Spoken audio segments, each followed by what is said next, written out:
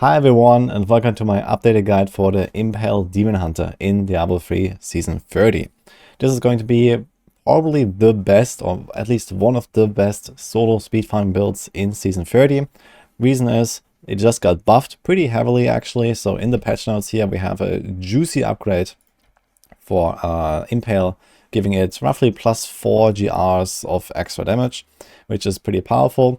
And the soul shards on top of that also make it more powerful and give it a bigger benefit than most other builds, especially in speed farming. So back in Season 25, I actually made this video here where I was playing on hardcore with my Demon Hunter here, and I was able to farm GR 120 plus in like 90 seconds, up to maybe 2 minutes or so. It's an extremely fast build, which you maybe wouldn't expect based on this like small AoE from the 3 knives that he threw out. However, with the soul shards in Season 30, you actually can have these explosions from the Essence of Anguish. So a speed variant looks like this here, and it says that when you kill an enemy, you deal the damage by the death blow in a 25 yards radius. And this is what makes this setup so speedy and so crazy in solo speed farming. So you can see this here in this preview clip, for example. Basically, you just throw those knives and everything explodes. And keep in mind that this footage was from way back in the day, before we had the Altar of Rights, before we had the Impale buffs, and a few other things that came since then. So overall, we're looking at like solo speed farming at like, let's say, Paragon 2k of like GR 125 plus at the very minimum in like less than 2 minutes. So this is going to be a really fast build, and this is also what I am planning to use in season 30 now, when I gear up my Demon Hunter and try to get up some Paragons. So this is all mega fun to play, and I want to walk you through the setup. So what you need to know is that the setup has not really changed all too much. However, I did some updated planners here for Season 30, including the soul shards, so you can find them all here in the description, and also in the max roll guide. There's a whole written guide for this build as well, if you want to check that out. I do have all these different variants here. So there are 4 separate solo pushing variants, first of all, here at the top. Then there's the 2 speed variants. They are very similar. The only difference is that the greedy version, this is also the one you just saw in the clip, runs with an Echoing Fury. You give you extra attack speed. It gives you 75% attack speed and 25% movement speed when you proc it by killing enemies. And you don't have permanent vengeance, making you somewhat squishy. But it is really fun and fast to play this. So as long as they survive, this is definitely much better. And also changed like one of the gems here. So there's a Molten Wildebeest to protect the Squirt's Necklace buff. And here I went powerful, but the gem is kind of an optional choice there. There's also RGK setup, there's a T16 setup, but ultimately you don't really farm T16 with Shadows. This is just as a backup here. If you start out of this, you should probably farm with Multishot or Gore Demon Hunter in Torment 16. But for solo speeds in particular, this is extremely powerful. Now, what you need to know about Impale is that it deals damage to the first enemy hit. It's a massive amount, and then further hits deal much less damage, only a third of the initial hit. This only applies to the runes that actually hit multiple targets, so especially Cold, which is used for pushing and for farming. But there's also the Lightning rune, so you can play stuff like the Lightning rune, at least in like speed farming scenarios, but usually Cold is just a better choice here.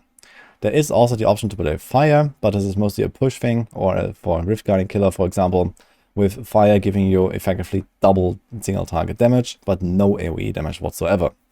So this burn also deals this extra damage that you get from the set. So this is why it deals double damage.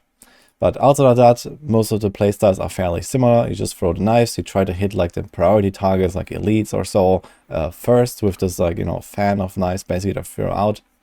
And then with Cold Rune, you try to position them in a line so that you actually hit multiple targets. And most of the skill bar is basically just like buffs and some mobility. In Season 30, we're going to have the Altar of Rights permanently in the game, so this setup no longer requires to run Vault, for example, to not get stuck.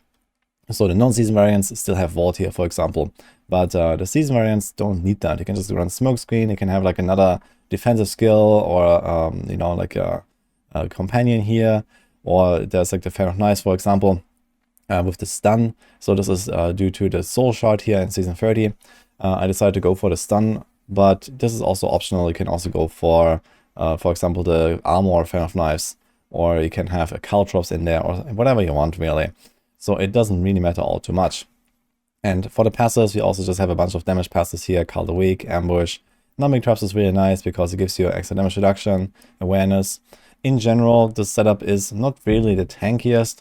However, with the Sliver of Terror Soul Shard giving you extra toughness in Season 30 from this Helm Shard, it is actually not really that hard to survive with this. And you see here that this setup right now, it has a lot of toughness. This has 7 billion toughness right now when you have 4 skills on cooldown, because the more skills you have on cooldown, the more damage reduction you get. So overall, it's going to be relatively easy to actually play this. And you can even do some more like, greedy choices, some more offensive choices. For example, replacing the elusive ring with a convention of elements pretty early on in the season. 2 important items that work with the build are the Kali's Point. This is a dagger that you can get very easily from upgrading rare daggers. It's a 50-50 chance. So this is usually the way how to acquire a good one here. And then there's also the Holy Point Shot that gives you the 3 knives and 100% extra damage. Also has an elemental roll, so try to sync that with the rune that you're using. And if you want to craft a primal, you should probably focus on the quiver more than on the weapon because of how easy it is to get a Kali's Point through upgrading. The rest of the gear is just a set. You combine this with the Augurs set here as well. Early on, when you're low Paragon, you can also go Guardian set. So you can go Guardian Bracer and the Guardian Belt. Witching Hour is just a bit of extra damage. It's not really a requirement. And then you have like the Shadow Shoulder instead. And this actually frees up 1 extra slot for you to use. So you can, for example, run a Stone Gauntlet equipped and an Aquila, or these kind of combinations to get even more toughness early on. And you're going to be quite tanky at the low Paragon levels. And then we have either the Squirt's Necklace and Focus and Restraint, or you have the Endless Walk set and then Ring of Royal Grandeur here and the Elusive or COE there. This kind of depends on your playstyle. So the stationary playstyles with Endless Walk have kind of like, pushed ahead of the rest. They are usually a bit better for pushing later on. But you can also play those mobile versions, and that depends a little bit on like what you prioritize. So especially I think late season, these mobile playstyles will probably win out. But early on, probably the stationary ones where you just don't have to worry about the Squirt's Necklace dropping off all the time. But once you get to the point where you speedrun, like even 150s at some point with this build, then I think this one will pull ahead for pushing. And similarly for speed farming, you run this Focus and Restraint and Squirt's Necklace setup. So the main difference here is you need to run with a generator, like the Bolas, for example, and every 5 seconds you need to keep up your buffs. So there's also, for example, a Wrath of Clarity here. There's a Crimson in there. So you don't have to stand still to get your damage buffs. And you can just run really fast. You get all your stats there as well, the cooldown and the resources that help you out. And it's like a really smooth and fast farming setup. And that's also already it for this updated guide here. So nothing has really changed all that much. I just wanted to give a bit of a refresher for the veterans because it's probably a build that many Demon Hunter players have already played anyway.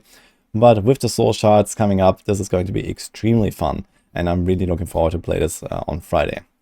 So there will be a few more guides for this season. So I'm planning to do a few more build guides. Stay tuned for those. I hope you enjoyed this video. And then good luck, have fun in the season. See you guys next time.